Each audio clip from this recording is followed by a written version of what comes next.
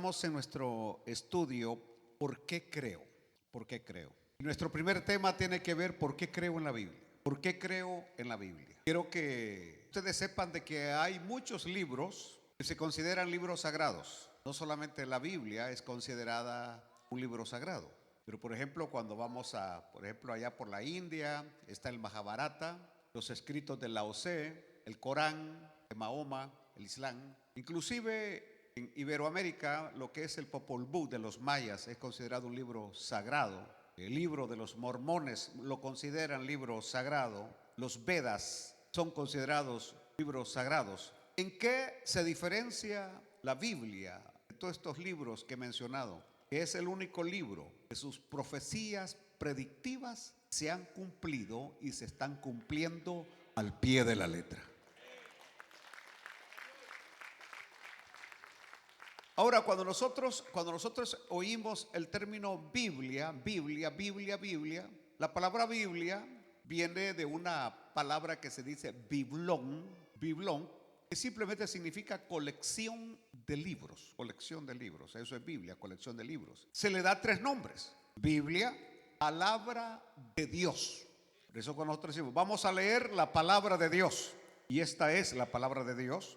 También se le llama sagradas escrituras. Y ahí prácticamente tenemos lo que es el carácter del libro. Es un libro sagrado, es una escritura sagrada.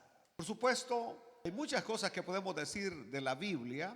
Empezó a escribirse en el año 1500 antes de Cristo, 1500 años antes de Cristo, siendo su primer escritor en lo humano Moisés. A Moisés se le atribuye la escritura del Pentateuco, los primeros 5 libros de la Biblia, es decir, Génesis, Éxodo, Levítico, Números y Deuteronomio, escritos por Moisés 1500 años antes de Cristo. Y se termina de escribir en el año 100. En el año 100, cuando el apóstol Juan escribe el libro de Apocalipsis, 100 años ya en la era cristiana. Es decir, 1600 años se llevó para escribir la Biblia. 16 siglos.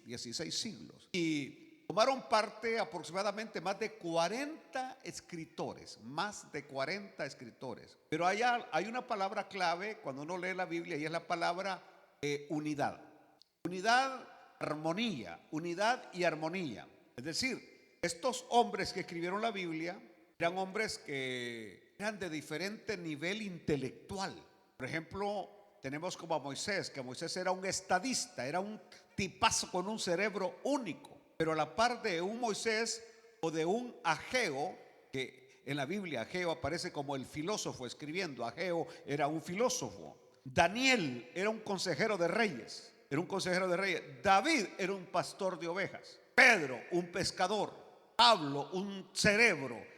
Es decir, hay una diversidad en el aspecto intelectual de ellos, pero cuando uno lee la Biblia, como que se hubiera salido de una sola pluma. Y a eso es lo que se le llama unidad, la unidad de la Biblia, El otro aspecto es que la Biblia es un libro actual. La Biblia no es un libro de historia, sino que la Biblia es un libro actual. Cualquier cosa que uno lee, incluyendo el Antiguo Testamento, se da cuenta que cuando uno la aplica, tiene una aplicación actual. Es un libro vivo, pues, palabra viva.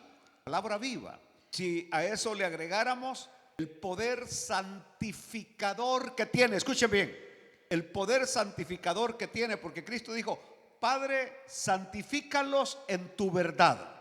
Tu palabra es verdad. De tal manera que toda persona que se toma el tiempo para leer la Santa Biblia es santificado.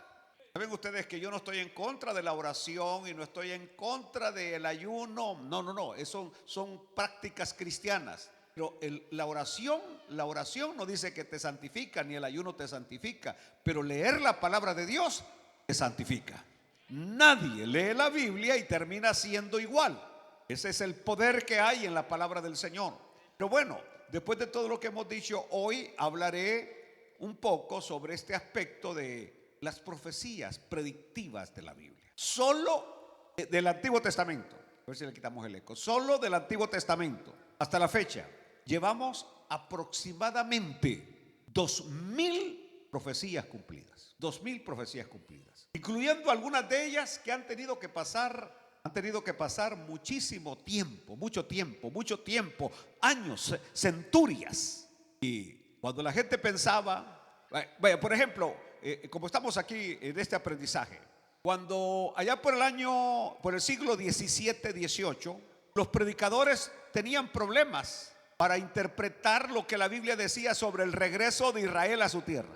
Tenían problemas porque Israel estaba lejísimo de su tierra, estaba regado por Europa, no había forma que regresara a su tierra. Pues, así que, por ejemplo, cuando uno se va, los comentarios como de Matthew Henry, de Thompson y algunos otros de esa época, uno se encuentra que ellos tenían problemas para interpretar esos pasajes de la Biblia y le daban una aplicación espiritual, una interpretación espiritual. De ahí surgió aquello que la iglesia era el nuevo Israel. El Israel había perdido todos sus privilegios, que Israel nunca iba a regresar a la tierra y la que iba alguna vez a estar allá en Jerusalén iba a ser la iglesia, no Israel, porque decía, a la iglesia se le llamaba el Israel espiritual. Inclusive cuando nosotros leemos libros a comienzos del siglo pasado, del siglo XIX, van a ver ustedes que todos los escritores a esa tierra equivocadamente le llamaban tierra de Palestina. Y no solamente le llamaban tierra de Palestina, sino que habían algunos, Dios mío, que sin saber el aspecto bíblico compusieron himnos como aquel que decía: tierra bendita y divina es la de Palestina. ¿Y de dónde la Biblia dice que esa tierra se llama Palestina? Esa tierra es la tierra de Israel. Pero como no había manera de saber, se decía, bueno, ¿por qué no se ha cumplido esto que dice que Israel regresa, que el desierto vuelve a florecer? Ellos iban a Israel y veían el desierto, que no había ni un solo árbol, habían pantanos por todos lados, había zancudera por todos lados, es decir, nada de lo que la Biblia decía se había cumplido. Y por eso le daban una interpretación espiritual, alegórica. ¿Pero qué pasó? En 1948 la profecía se cumple. Israel regresa a su tierra y todos los que habían pensado que aquello no era literal, en la torre, en la Biblia, así se cumple. Israel ya regresó a su tierra. Y tal como decía la Biblia que lo iban a atacar, los vecinos lo atacaron. Pero tal como decía la Biblia que Dios los iba a sacar victoriosos, Dios los sacó victoriosos. Y tal como la Biblia decía que el desierto iba a volver a florecer, el desierto volvió a florecer. Alabamos el nombre del Señor. En mi primer viaje a Israel, allá por el 2002 creo, o 99, algo así, yo sembré 2 árboles en el desierto. O sea, compré 2 arbolitos de a $10 cada uno, hasta ahí tengo mi inversión en Israel. Y dejé una ofrenda para que me cuidaran los arbolitos. Y los arbolitos abajo dice Pineda. Ahí tienen mi nombre, Pineda. Pues después de unos 10, 12 años, 15 años, volvimos a pasar por ese bosque que ahora se llama Amiel. El bosque Amiel. Y todo ese monte que no tenía ni un solo árbol. Ese día cuando paró el autobús y dijo: aquí tenemos el bosque Amiel. Y voy viendo todo aquel monte con los árboles prácticamente a la altura de este techo, aquella gran arboleda en aquel desierto. Es decir, estoy hablando de que la palabra de Dios se cumple al pie de la letra. Bendigan el nombre del Señor. Bueno, al entrar aquí, porque este es un estudio, al ratito estaremos leyendo el pasaje bíblico que tenemos acá, que no lo leímos, pero lo vamos a leer. Yo he mencionado que en todos los escritos de Buda, Confucio, Lao Tse, usted no hallará ni un solo ejemplo de profecía predictiva. Profecía predictiva, porque la profecía tiene 2 direcciones. La profecía puede ser hacia atrás o hacia adelante. Por eso estamos hablando de profecía predictiva. Profecía predictiva, es decir, algo que se anuncia para el futuro y que se va a cumplir exactamente como se dice. Solo en la Biblia, solo en la palabra de Dios encontramos profecías predictivas que se han cumplido y se siguen cumpliendo con exactitud. Solo en la Biblia.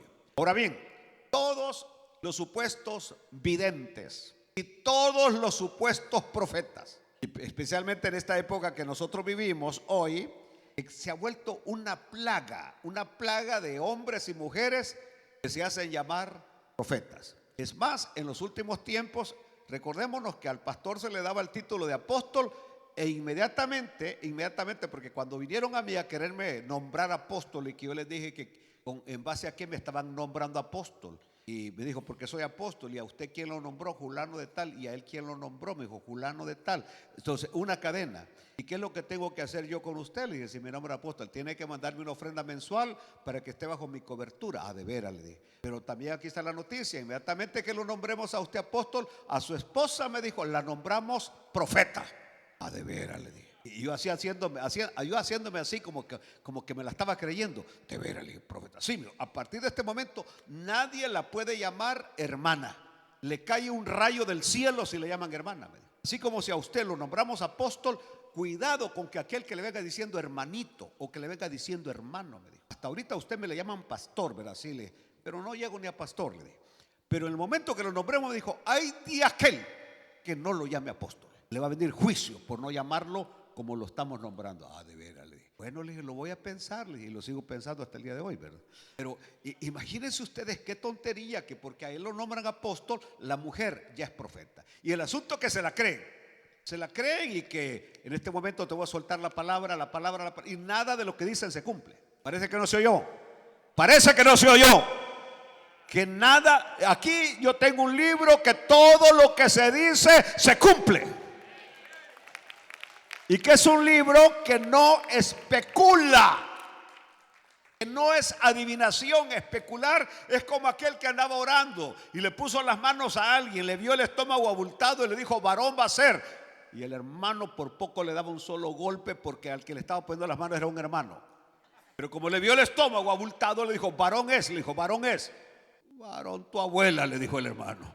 Entonces, es decir, profecías que no son profecía, queriendo usar el nombre de Dios de manera equivocada. El único libro que tiene profecía predictiva que se cumple es la palabra del Señor. Bueno, sabe que por ejemplo aquí han habido hombres que se la han llevado de adivinos, de místicos, que dice, este año va a ganar el partido republicano, este año va a ganar el partido demócrata, entre los dos contrincantes, fulano de tal va a ser el que va a ganar. Y muchos de ellos se equivocan porque ellos están adivinando, están haciendo, por ejemplo, algoritmos para ver quién puede ganar o quién va a perder. Pero la Biblia no es así. La Biblia no es adivinación. Ahora alguien dirá, bueno, lo que pasa es que la Biblia da profecías generales. Usted se equivoca. Porque hoy yo le voy a hablar en estos 2-3 mensajes que vienen de profecías específicas y que se dieron con una anticipación tremenda. Por eso me recuerdo perfectamente cuando estaba en una clase de filosofía con mi maestro en la universidad y estábamos hablando sobre la filosofía socrática y él dijo que Jesús, dijo él, se podía comparar con Sócrates. Y dijo él, porque Sócrates tuvo 12 discípulos. Jesús dijo, tuvo 12 discípulos. A Sócrates lo traicionó uno de sus discípulos. A Jesús, dijo él, lo traicionó uno de sus discípulos. Él dijo, Sócrates pudo evitar la muerte cuando le dieron el veneno, mas dijo, lo aceptó tranquilamente, así como Jesús que aceptó la muerte. Yo sentía que la sangre me hervía, me paré, le levanté la mano y le dije, discúlpeme. Dime, Pineda, me dijo. Le dije, Sócrates jamás puede compararse con mi Señor Jesucristo. Pero yo sentía que la barba me temblaba del enojo que tenía. Le dije, para que Sócrates pudiera compararse con Jesucristo, su nacimiento tendría que haberse anunciado con cientos de años de anticipación. Tenía que haber nacido de una virgen, tenía que haber sido proclamado por los ángeles en su nacimiento, tenía que haber vencido la tentación en el desierto, allá cuando el diablo viniera a tentarlo, tenía que haberle abierto los ojos al ciego, haber hecho caminar al paralítico, haber sanado al leproso, haber resucitado muertos, haber caminado sobre las aguas. Pero no solamente eso, le dije, tenía que haber muerto en una cruz y al tercer día levantarse en poder y gloria y luego ascender y sentarse a la diestra de Dios el Padre. Aleluya. Le dice, jamás. Se lo dije de una manera que me dijo él, ¿qué debo de hacer? Y el licenciado René Vaquerano, profesor de filosofía, me dijo, ¿qué debo de hacer? Le dije, hoy, este día, usted puede arrepentirse y aceptar a Cristo en su corazón. Me dijo, ven, ora por mí. Aquel hombre era más alto que yo. Me dijo, pon las manos. No, le dije, arrodíllese. Y en plena clase de filosofía, aquel hombre se arrodilló y recibió a Cristo como Señor y Salvador de su vida. Me dijo, tengo una mujer que es una católica de remate. Me dijo, quiero que tú vayas y que vayas y le testifiques por qué dejaste de andar la sotana puesta, por qué dejaste la religión. Y quedamos que yo iba a ir a su casa. Nunca lo logré. Pero es decir, tenemos un libro con una exactitud total. Y de eso es lo que vamos a hablar hoy. Comenzamos a hablar hoy. No hemos entrado todavía. Porque lo que estoy diciendo es que las profecías de la Biblia son increíblemente específicas en el lugar y en todos los detalles que la Biblia enseña. La Biblia se cumple de manera, pero increíblemente específica y detallada. Aleluya. Bueno, ¿cuál es el punto de lo que vamos a hablar hoy? Los profetas bíblicos predijeron exactamente lo opuesto de las expectaciones naturales de los seres humanos. Es decir, el profeta iba en contra de la expectación de la mente humana. ¿Me están entendiendo? Es como, por ejemplo, que yo le dijera a una persona, vamos a decir que yo le diga al hijo de Bill Gates, vas a morir en la pobreza. Imaginémonos que viene el hijo de Bill Gates, que tiene cuántos billones de dólares, y que le digo yo, hoy te profetizo que vas a morir pobre. Es una profecía que aparentemente es contradictoria y opuesta. ¿Cómo va a ser que ese muchacho se acabe todos los millones, no millones, billones del hombre que se cree es el hombre más rico de todo el mundo? Es una profecía, una predicción totalmente contraria. ¿Está entendiendo? Es decir, que no tiene sentido, o como que estemos pensando lo opuesto de lo que el común de la gente opina. La Biblia así profetiza. La Biblia así profetiza, y por eso cuando uno le pone atención a la profecía bíblica, dice, uy, Dios mío, ¿cómo fue que se atrevió la Biblia a decir esto? ¿Cómo fue que el profeta dijo esto cuando no había manera que se cumpliera, cuando no había forma que así fuese? Y aquí es donde vamos a entrar ya en detalles. Aleluya. Bueno, en muchos casos el cumplimiento vino después de pasar años y años y años. Inclusive, como les dije con lo de Israel, algunas veces uno piensa, la profecía no se cumplió. Y eso de querer como adaptar como los adventistas o como los testigos de Jehová, que cuando las profecías que dio, ¿cómo se llama? Charles Russell, o como las que dio Elena White, no se cumplieron, como dijeron ellos, lo que empezaron es a acomodar para que la profecía dicha por estas personas, falsas profetas, se cumplieran, acomodar la profecía. Por ejemplo, como cuando Elena White y Guillermo Miller profetizaron que Jesús venía en tal fecha, en el 1800 y algo, ellos dijeron, Él no vino literalmente, Él vino espiritualmente. Él no entró literalmente en el templo, Él entró literalmente en el templo espiritual que es la iglesia. Es decir, acomodando las profecías a su manera. Por ejemplo, los testigos de Jehová que profetizaron que Cristo venía en 1914. Esa fue la última profecía que dio Carlos Russell, que Cristo venía en 1914. ¿Qué vino en 1914? La Primera Guerra Mundial. ¿Y qué fue lo que ellos dijeron? Sí, Cristo vino porque trajo ya los juicios. Es decir, tratan de acomodar, así como aquellos hoy, escuchen, están diciendo que nosotros ya estamos viviendo en la gran tribulación. ¿Sabían ustedes que hay un grupo de creyentes pentecostales que creen que nosotros ya estamos en la gran tribulación? No, señores, la Biblia no enseña tal cosa. La Biblia dice que el anticristo no puede manifestarse mientras la iglesia esté presente en esta tierra. No puede el anticristo manifestarse, que hay algo que lo detiene. ¿Qué lo detiene? El Espíritu Santo que reposa en la iglesia.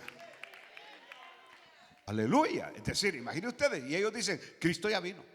Cristo ya vino. Es que no hay tal cosa de rapto, no hay, dicen ellos. Rapto no hay. No hay tal cosa como rapto. Bueno, comencemos entonces hoy en esto de las profecías. ¿Cuáles son algunas de estas profecías increíblemente específicas y sorprendentes que se han cumplido? Voy a comenzar con el Antiguo Testamento. 2000 profecías específicas. Por ejemplo, algunas de ellas relacionadas con ciudades con las que Israel tenía trato. Y la Biblia habla del futuro de esas naciones. Por ejemplo, hoy que se ha dado esta guerra con Hamas, increíblemente todo lo que sucedió, Israel tuvo que ir a la Biblia para saber que abajo habían pero cantidad de kilómetros de túneles, 50 metros abajo. ¿Y a dónde lo descubrieron los líderes, los expertos israelíes? Leyendo la Biblia, leyendo la Biblia. Entonces, ellos no sabían que esos tipos tenían una ciudadela abajo de la tierra de ellos, una ciudadela que les permitía salir al mar, salir a Egipto sin ser visto, meter armas, meter todo. Israel decía, ¿cómo es que meten? Si por tierra los tenemos controlados, por mar los tenemos controlados. Simplemente habían hecho unos túneles terribles, pero con luz, es decir, hasta con rieles adentro. ¡Qué tremendo! Pero ¿a dónde lo descubrieron? En la Biblia. Es decir, esta semana pasada vimos el cumplimiento literal de profecías que estaban en la Biblia, donde dice que en la franja de Gaza estaban como topos escondidos los enemigos de Israel. Increíble. Comencemos. Hoy vamos a hablar de dos ciudades específicamente, profecías concernientes a Tiro y a Sidón. Ustedes han leído la Biblia, el Antiguo Testamento, ¿verdad? Y ustedes han visto que frecuentemente se menciona la ciudad de Tiro y la ciudad de Sidón. Se menciona de manera frecuente en lo que ahora es el Líbano, Muy bien, fíjense ustedes que estas grandes ciudades eran, en la Biblia se ven como grandes ciudades que estaban allí ubicadas en lo que era la costa oriental del Mediterráneo. Y por ejemplo, cuando hablamos de Tiro, se dice que Tiro era para el mar lo que Babilonia era para la tierra. Es decir, si de Babilonia era una ciudad fuerte en la tierra, Tiro era una ciudad fuertísima a la orilla del mar. Ahora bien, la gran ciudad de Cartago, se considera como hija de Tiro, una ciudad prácticamente que venía de ahí de los de Tiro. Y sin embargo, cuando Tiro se hallaba en su mayor apogeo, escuchen esto, cuando Tiro estaba en su mayor esplendor y prosperidad, se levantó un profeta llamado Ezequiel. Es decir, es como que en este momento alguien venga, así como se levantó David Wilkerson en aquel su libro La Visión, y que habló sobre el destino de los Estados Unidos. Escuchen, cuando Estados Unidos era la primer potencia mundial indiscutible, Rusia había caído. El muro de Berlín se había derribado y Rusia, la Unión Soviética, había desaparecido. Las naciones se le habían separado y quedaba nada más Estados Unidos. Este hombre de Dios profetizó sobre el destino de Estados Unidos, y que sería súper conveniente que usted leyera las profecías de David Wilkerson, no solamente las que están en la Biblia, pero ese hombre profetizó y todo lo que ese hombre dijo se está cumpliendo al pie de la letra. Él dijo que esta nación iba a abandonar a Dios. Él dijo que esta nación iba a quitar los 10 mandamientos. Él dijo que esta nación iba a ser peor que Sodoma y Gomorra. Y nosotros lo estamos viendo terriblemente cómo se apoya el pecado, porque la política globalista está tomando control de este mundo. Ustedes oyeron la noticia, creo, de ayer del Papa Francisco, ¿Qué dijo ayer el Papa Francisco? Que va a bendecir la unión de hombre con hombre y mujer con mujer. Se oponga, que al obispo, ¿cómo se llama? Al cardenal americano que estaba allí, que se oponía, lo sacaron de donde estaba viviendo, lo han expulsado del Vaticano porque él es conservador y se oponía a esas medidas. Ahora, lo que ustedes no saben, y es probable que ustedes han oído, por ejemplo, al muchacho argentino que sacó su mensaje hablando del tema ese, y él dijo: a mí lo que me gustaría, dijo, es preguntarle a usted, si usted tuviera una hija que fuera así o a un hijo que fuera así, ¿qué usted pensaría? Mire, a mí no me interesa que sea alguien de mí. Lo que es pecado, y lo que la Biblia condena, se condena. Y lo que la Biblia alaba, lo alabamos. Y lo que la Biblia glorifica, lo glorificamos. Pero el detalle está que esto va empujando al mundo, empujando a esta nación al desastre. La gente hoy que corre para este país, mañana correrá queriendo salir de este país. Así va a ser la historia, porque la decadencia ha llegado y esto no se va a detener. Porque la historia registra que toda nación que se aparta de Dios se vuelve una nación pecadora, se vuelve una nación inmoral, y la inmoralidad es el principio del decaimiento y del desastre. No solamente a nivel de nación, a nivel de pueblo, a nivel de familia y a nivel personal. Usted se vuelve una persona inmoral y usted termina fatalmente. Aleluya. Bueno, hablemos un poquito lo que dijo el profeta Ezequiel, porque Daniel, dije que cuando Tiro se hallaba en su apogeo, el profeta del Antiguo Testamento declaró que esa ciudad sería destruida. Así dijo: Tiro va a ser destruida. Pero también dijo algo más, y dijo: y nunca más será reconstruida. Y dijo todavía algo más, dijo: y nunca más será habitada. Destruida, que nadie la iba a reconstruir, que nadie la iba a habitar. Escuchemos lo que dice el profeta Ezequiel. Porque así ha dicho Jehová el Señor. Ahí hay que tener cuidado, porque cuando Dios habla, Dios habla. Por eso aquel que toma el nombre de Dios en vano, que viene y te dice: así dice Jehová siervo, así dice Jehová sierva, tengan cuidado. Les puede caer doble rayo en seco por andar usando el nombre de Dios. ¿Por qué? Porque la profecía no se va a cumplir, y no es Dios el que queda mal, eres tú el que quedas mal por estar dando profecías que no vienen de parte de Dios. Pero aquí el profeta con autoridad dice: porque así ha dicho Jehová el Señor, yo te convertiré en ciudad asolada, como las ciudades que no se habitan. Haré subir sobre ti el abismo, y las muchas aguas te cubrirán.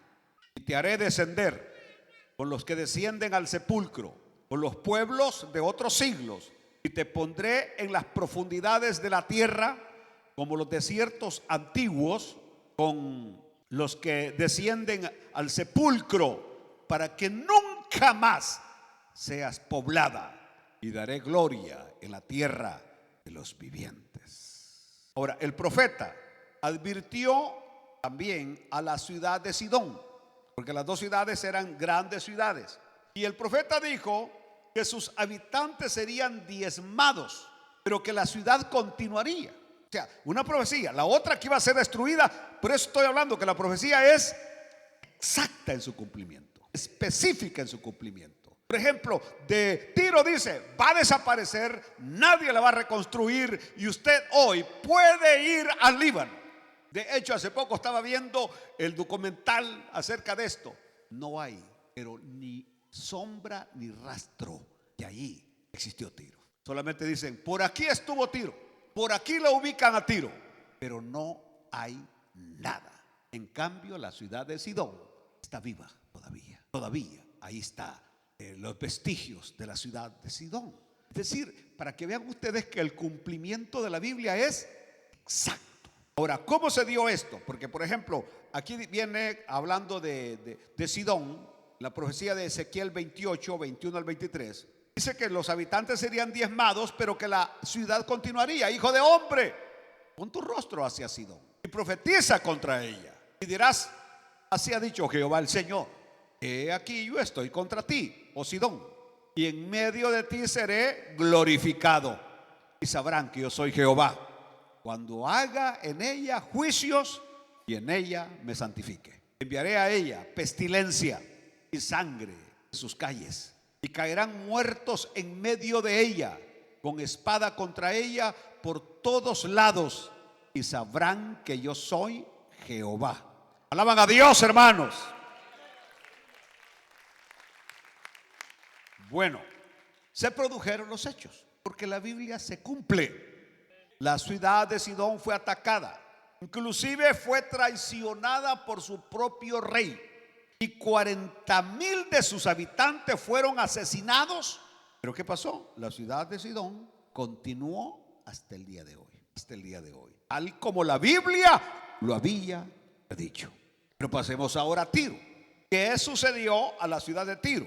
He aquí algunas de las profecías específicas con respecto a ella. Por ejemplo, Ezequiel declaró, cuando dije que Tiro estaba en su apogeo, que iban a demoler, dice así, el capítulo 26, versículo 4: y demolerán los muros de Tiro, y derribarán sus torres, y barreré de ella hasta su polvo, y la dejaré como una peña lisa.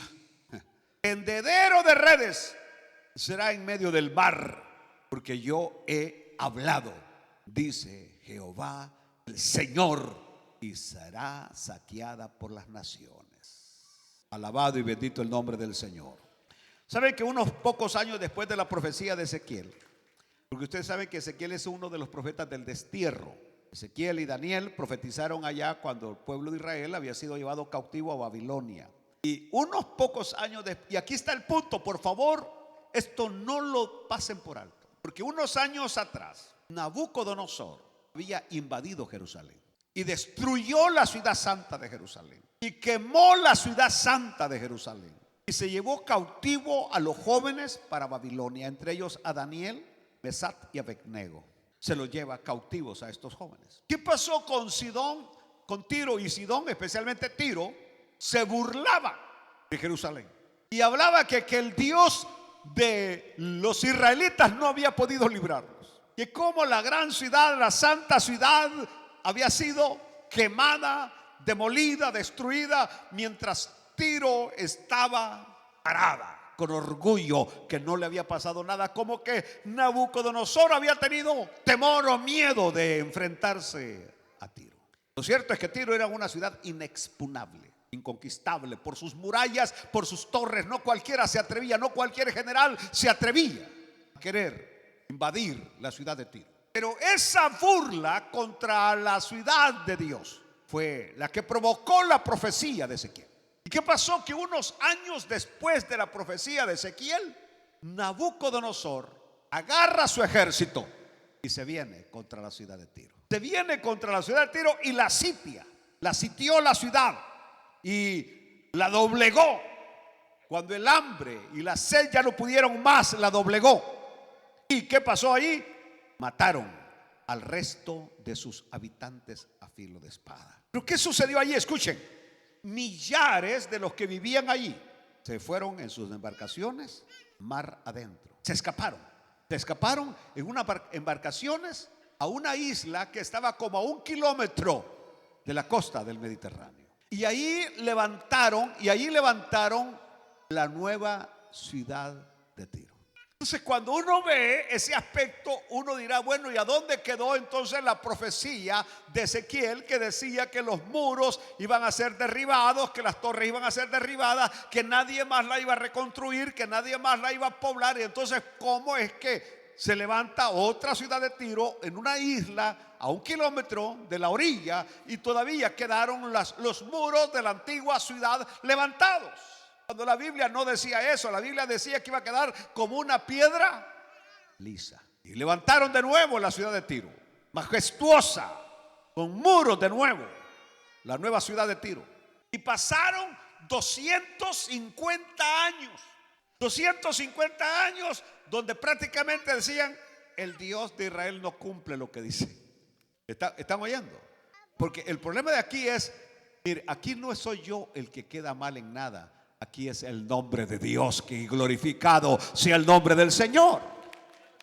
¿Me están oyendo? Es decir, Dios no va a hablar y lo que Él dice no se va a cumplir. Por eso les digo a ustedes, cuando hablo del tema de la salvación, Dios no dijo te voy a salvar y luego no te vas a salvar. Si Dios dijo que te vas a salvar, te vas a salvar.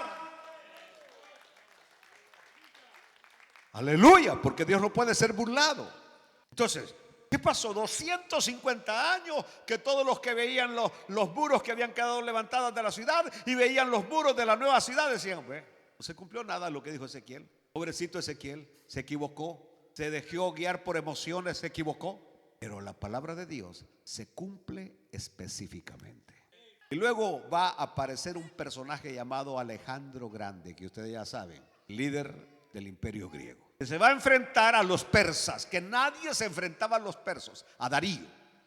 Y vino Alejandro, se enfrenta y los derrota a los persas en la gran batalla. Pero luego, para evitar que se volvieran a rearmar, vino Alejandro y obstruyó todos los puertos donde ellos podían tomar armas o lo que sea. Y ahí se encontró con la ciudad de Tiro, la isla donde habían levantado la ciudad de Tiro. Y cuando vino Alejandro y llegó a Tiro, esa es la historia, Alejandro le dijo, ríndanse. Y ellos dijeron, no nos rendimos. ¿Quién podrá derrotarnos?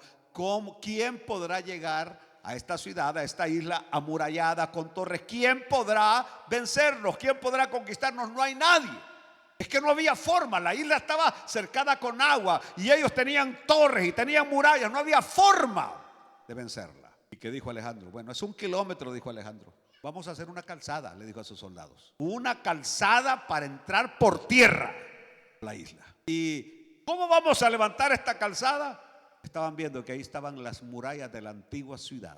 Derrumben todo eso. Dicen que el mismo Alejandro jaló piedras en su lomo para hacer aquel camino entre la orilla del mar y la isla, y recogieron toda la madera y toda la piedra y todo lo que había quedado de la ciudad antigua, de tal manera que se cumplió la profecía de Ezequiel. Alejandro no sabía que estaba dándole cumplimiento a la profecía cuando en aquella antigua ciudad aquello quedó como que nunca había habido ciudad, pero ahí estaba la nueva ciudad. Y entonces vino Alejandro, después de que hicieron la calzada para llegar hasta la isla, y entonces entraron a la ciudad y derribaron las murallas de la nueva ciudad, y prácticamente la ciudad, la isla fue sumergida en agua, tal como la profecía lo dijera. En este momento, yo estaba viendo algunas imágenes. No voy a decir vamos a las imágenes, pero estaba viendo unas imágenes que la ciudad, esa pequeña isla, habitan unos pocos pescadores, y sobre las piedras de la isla tienen sus redes secando. Hasta eso que dijo Ezequiel, que ahí se iban a secar las redes sobre las piedras lisas. Hoy usted va allí y ve a los pescadores secando las redes sobre las piedras lisas, para que se pueda decir que cuando Dios habla, se cumple lo que habla.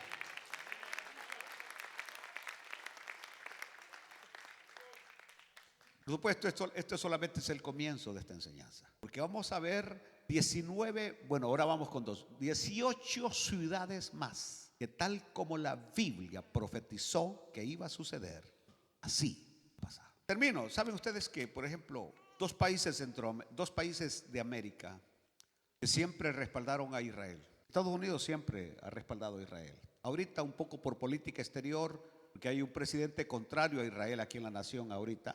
Pero en lo que es América Latina, Costa Rica era un país que siempre apoyó a Israel. Cuando todas las naciones no reconocían a Jerusalén como capital de Israel, Costa Rica la reconocía como la capital.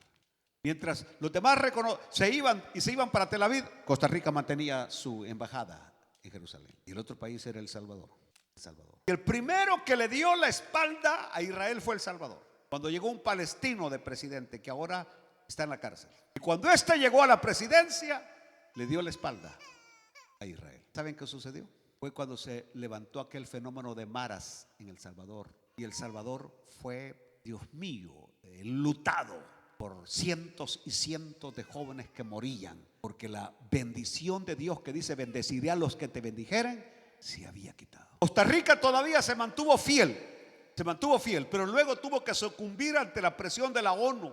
Pero es increíble que Costa Rica es el único país de América que no tiene ejército y es uno de los países más prósperos en América Latina. Porque una vez más, ahora, démosle la vuelta a la moneda. Cuba era uno de los países más ricos que habían en el Caribe y Venezuela era uno de los países más ricos que había en Sudamérica. Cuba se puso contra Israel y contra Dios. Por esa gente come carne una vez cada 3 meses y le dan nada más los puros, ¿cómo se llama?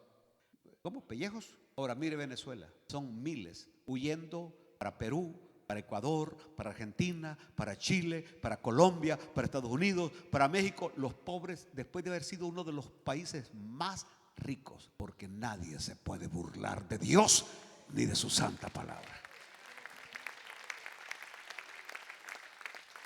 Póngase de pie en esta noche. Todo lo que Dios dice en su palabra se va a cumplir. Por eso estoy hablando sobre este tema. ¿Por qué creo en la Biblia? ¿Por qué creo en la Biblia? Porque es palabra fiel y digna de ser recibida por todos. Amado Padre, te damos gracias en esta noche por tu bondad, por tu inmensa misericordia, por enseñarnos sobre la verdad de tu santa palabra, el cumplimiento específico y puntual de tus profecías. Para mí es importante saber que si las profecías del pasado se han cumplido, las que todavía faltan se cumplirán, porque tú hablas con la verdad. Padre, ayúdanos a aumentar nuestro deseo de aprender de tu santa palabra. Te lo pido en el nombre maravilloso de Jesucristo. Amén.